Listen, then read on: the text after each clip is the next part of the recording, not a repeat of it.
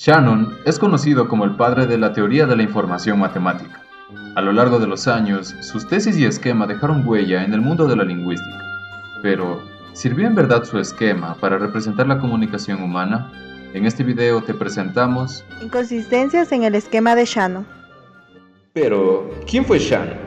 Shannon fue un matemático e ingeniero eléctrico, recordado como el padre de la teoría de la información matemática al crear y fundamentar dicha teoría. Dijo que todas las fuentes de información pueden medirse y que los canales de comunicación tienen una medida relacionada entre sí.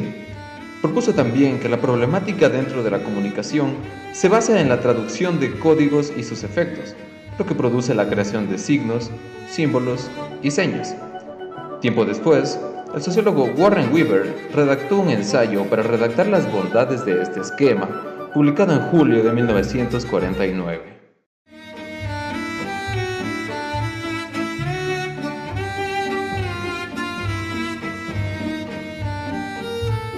Respondiendo a tu pregunta, para la época en la que analizó el proceso de comunicación masiva tuvo mucha lógica porque era similar a un proceso informático, es más, es la teoría matemática, ¿no? Entonces era como medir efectividad. Entonces por eso tuvo importancia ese modelo. Ya. Weber describe al esquema de Shannon como un sistema de comunicación, donde la fuente de información selecciona a partir de un conjunto de mensajes el deseado, enviado a través de un canal al receptor, el cual hace de transmisor invertido al enviar un mensaje a un destinatario. Así, mi cerebro es la fuente de información, el suyo el destinatario. Mi sistema vocal es el transmisor y su oído, junto con su octavo par de nervios craneales, es el receptor. Desafortunadamente, durante el proceso de transmisión de señal se suelen agregar ciertos aditamentos indeseados, como distorsiones de sonido, estática o distorsiones de la forma o sombreado de una imagen. A esto le llamamos ruidos. Análisis y crítica. El modelo de Shannon es ajeno a la comunicación desde un punto de vista social. No toma en cuenta ni personas, grupos, emociones, sentimientos u otros elementos psicosociales, ni siquiera el contexto. Se orienta más bien a la transmisión de información entre máquinas. En la misma época en que Shannon formuló su esquema, surgieron esfuerzos por hallar elementos similares entre el funcionamiento de las máquinas y el sistema nervioso, y poder desarrollar una teoría que abarque todo el campo de control y de las comunicaciones. Por ejemplo, Werner pone en evidencia un factor aplicable a la comprensión de la comunicación, la propiedad de ajustar la conducta futura a los hechos del pasado, lo que permitía una presentación de la comunicación interactiva. El lingüista Bernard Rimet planteó que este modelo sirvió de base al estudio psicológico del lenguaje y de la comunicación, pero presenta un límite que implicará graves consecuencias para la orientación de estos trabajos, como que los investigadores desprecien el hecho de que la fuente y el destinatario son los seres humanos y que entre ellos hay una relación psicosocial. McLuhan, por su parte, califica el trabajo de Shannon y Weber como lineal, secuencial y lógico, lo que hace responsable de provocar una interpretación particular de los fenómenos comunicacionales, pasando por alto completamente el campo de los usuarios y de la sensibilidad. Críticas al modelo que han surgido con el paso del tiempo. Con el paso del tiempo, han surgido también otras críticas a este modelo, como la ausencia de retroalimentación del destino a la fuente de información.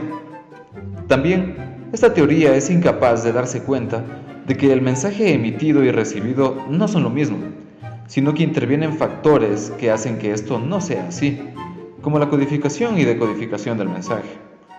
Al no tratar la información como significado, se elimina la posibilidad de ironía, sentido implícito o simplemente la intencionalidad del emisor. Finalmente, Umberto Eco amplía el modelo explicando que no solo hay un código entre el emisor y el receptor, sino que cada uno de ellos poseerá subcódigos a partir de los cuales se interpretará el mensaje. Conclusiones.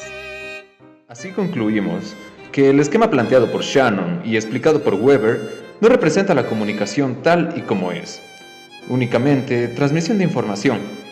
No comprende aspectos propios de la naturaleza humana, como los sentimientos o las emociones.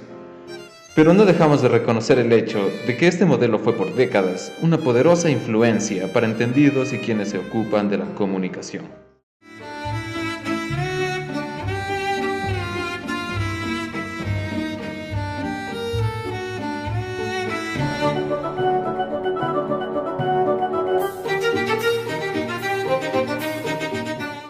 Desde un punto de vista social, es un modelo de emisor-receptor un poco más ampliado. Trata de una comunicación lineal que parte desde un emisor hasta un receptor mediante algunos procesos como son el canal y también la interferencia del ruido en el proceso del mensaje. También hablamos del fuente de información y del destino. Pero de ahí en más, nosotros como personas debemos entender que la comunicación no es lineal, sino es cíclica.